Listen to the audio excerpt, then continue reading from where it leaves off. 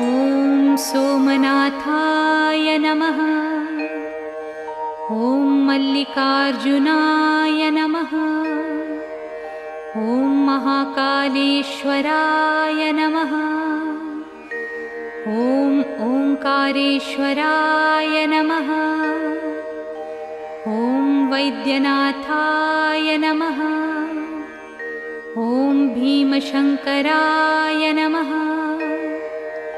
ॐ रामेश्वराय नमः।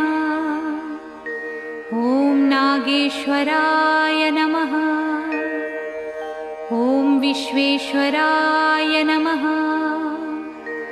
ॐ त्र्यंबकेश्वराय नमः। ॐ केदारेश्वराय नमः। ॐ घुस्मेश्वराय नमः।